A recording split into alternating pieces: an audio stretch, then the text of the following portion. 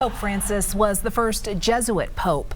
Today I went to Regis University and spoke to Father Kevin Burke to get a greater understanding of the Pope's leadership and legacy. Father Burke, let's start with how you are doing today. Certainly I was surprised, but I'm not feeling the kind of grief of being devastated. I feel like, I don't know, he dies right after Easter. There's something almost poetic about that.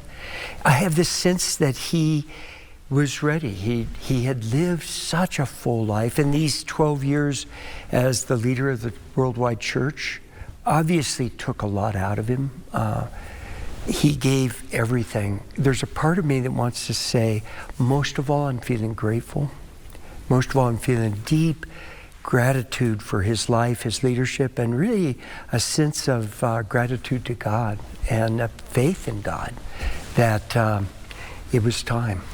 You're a Jesuit priest, and Pope Francis was a Jesuit. What does that mean? They're a religious order within the church. We take a vow not to seek office in the church, and the only way that a Jesuit would ever be appointed a bishop is if he's asked directly by the Pope to do that. In other words, we don't seek it. I don't think Pope Francis ever sought to be a bishop or a cardinal, certainly not to be Pope, but he was willing to do it when he was elected by the other cardinals.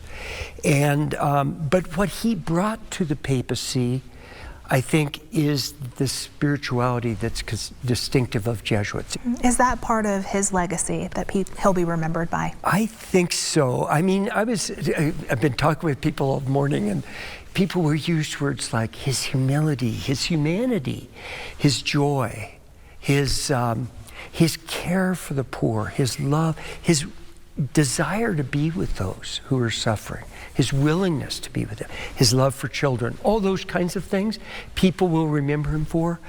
I kind of remember him for his freedom.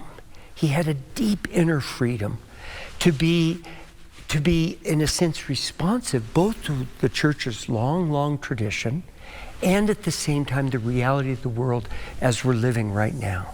Father Burke, thank you so much for those wonderful words and for talking to us. You're very welcome. Thank you for asking.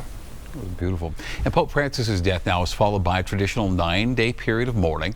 The funeral will take place sometime in the next week in Rome, and then within 20 days of that, the College of Cardinals must begin the centuries-old process of electing his successor, the conclave. Denver 7 will follow this closely as the public honors his life and legacy. You can find it all on denver7.com, including who right now are considered top contenders to be the next pontiff.